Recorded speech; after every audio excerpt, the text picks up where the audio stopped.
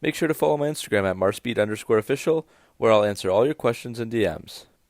Hey guys, so today we're doing a review of the 2017 Dodge Charger RT Daytona. Thanks to Bogdan for allowing me to film his car, and make sure to check him out on Instagram.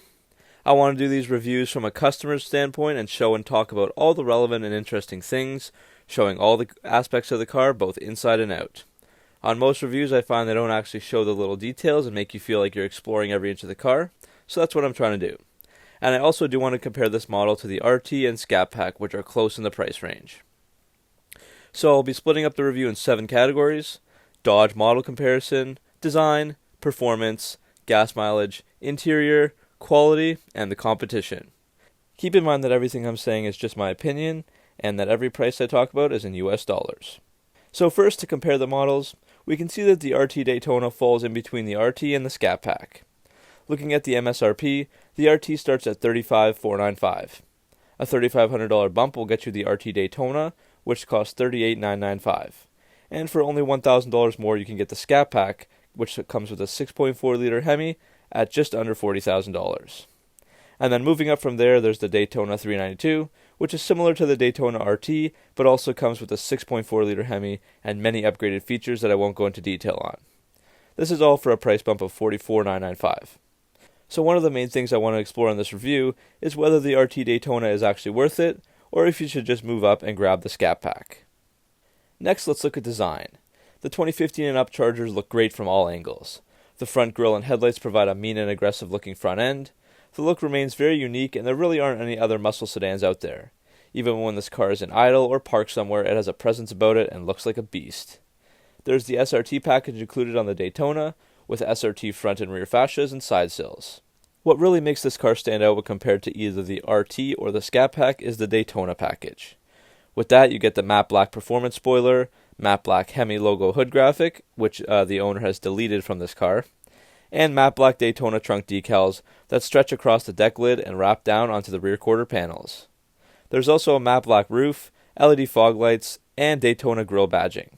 It's a look that Dodge absolutely hit out of the park, and you can't help but want to stare when these cars pass you by on the road.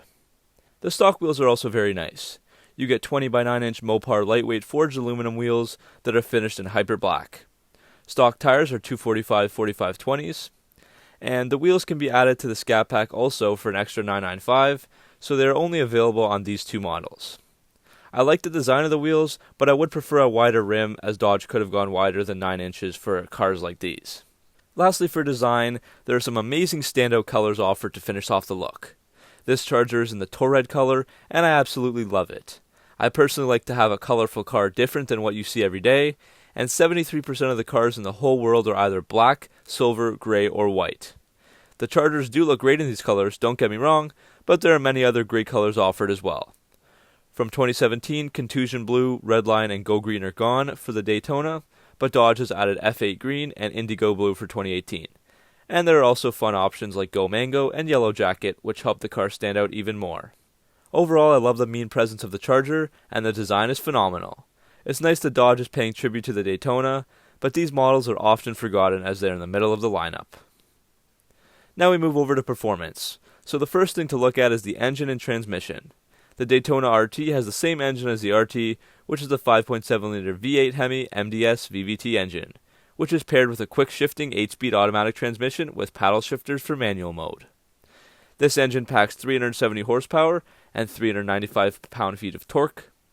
The Daytona package also adds a Mopar cold air intake, but Dodge hasn't stated what power gains this gives the car. And there's also the functional hood scoop as well, so in all reality, the Daytona RT is probably slightly quicker than a plain old RT. Other upgrades you get on the RT Daytona include a Bilstein high-performance suspension, 2.62 rear axle ratio, upgraded brakes from the RT, and a high-speed engine controller, which allows the car to travel 150 miles per hour stock instead of the 135. For a car with a curb weight of 4,287 pounds, 0 to 60 is roughly 5.1 seconds at best, with a quarter mile of 13.7 seconds. While this is not the quickest car, this is definitely respectable performance.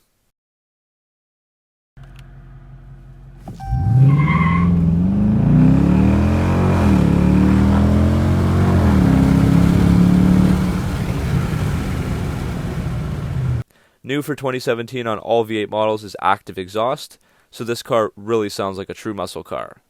I personally believe this is one of the greatest stock exhaust sounds around, and I've also done another video just on this topic alone, which can be found in the top right corner if you want to check that out. But hear this exhaust for yourselves. I think it just sounds great.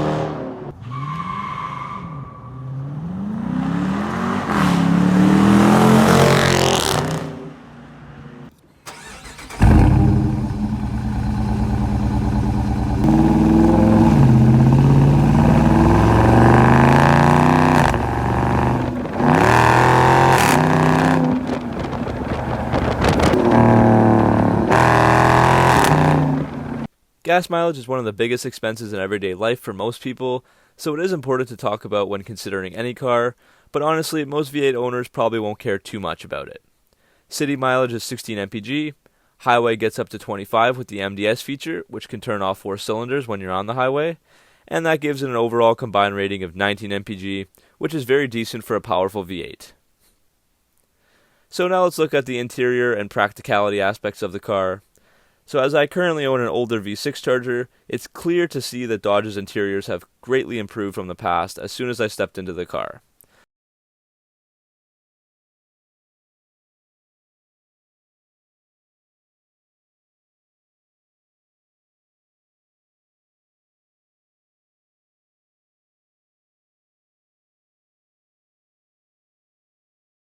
The Uconnect 8.4 inch is standard here, and this comes with Dodge performance pages on the RT Daytona that shows you many cool features that you never thought would have existed. There's quite a lot of features within the 8.4 Uconnect, and it really is a fantastic system, very bright, and has a massive touchscreen.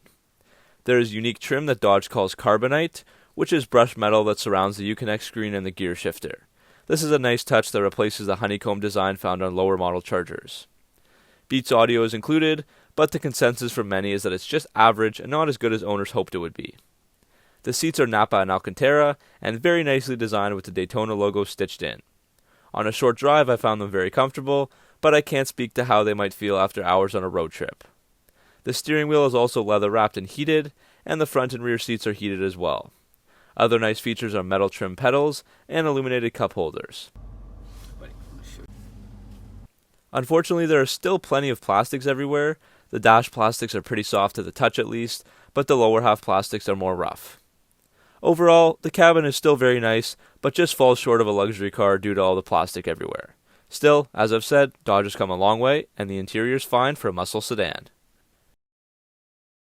When looking at practicality, the car can easily double as a family sedan and weekend race car.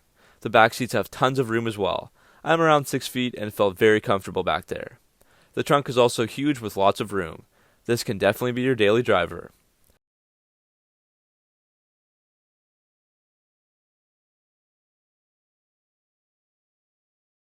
Again, since I own an older Charger, quality is something I'm concerned with when talking about a Dodge. However, Dodge has really improved their quality control since when the first Chargers came out. There are still problems with body lines not lining up, like near the trunk, or paint problems like stains from the bumper protectors that come on the car. But major issues definitely seem to be on the decline, and the car does come with a nice 5-year, 60,000 mile powertrain warranty, and a basic warranty that covers everything else for 3 years or around 35,000 miles. And the 5.7 Hemi powertrain is also rock solid, so quality is not something I would be concerned with this car. So now I want to explore the competition. We're going to be looking at other cars in the 35,000 to 40,000 range for sedans only. So there are roughly 10 competitors, but nothing quite like the Charger. Most of the other options are very entry-level luxury, such as the Audi A4, Jaguar XE, Lexus IS300, Lexus ES350, and Mercedes C-Class. All the prices are shown on screen. The Charger may not be as luxurious, but packs much more power, as all these cars only feature 4 cylinders and some have V6s. Other competitors include the Lincoln MKZ, Kia Optima, Toyota Avalon, and the Alfa Romeo Giulia. The most direct sedan competition that I see for the Charger would be the Subaru WRX STI, as it also has a distinct look, over 300 horsepower, and has respectable numbers. Still, there's nothing else like a muscle car sedan, so I believe that the Charger stands alone in that aspect. And in fact, out of all the cars I've just mentioned, the RT Daytona is the only one that comes with a V8. So you've made it to the end of the review. Overall, the RT Daytona packs a punch with many visual features and great performance. I still do think that the RT Daytona is a forgotten model though, that gets overshadowed by the Scat Pack and the 392 Daytona. For only a few $1,000s more, it would seem more worth it to pick up those models and enjoy the more powerful 6.4-liter Hemi. The RT Daytona package was very nice, but the price increase of the RT seems to be with mostly appearance features and very minor performance details. In any case, this is a fantastic Charger that should get some buyer consideration. Thanks for watching, make sure to follow Bogdan on Instagram, and like and subscribe for more Mopar and car content. I'll see you next video.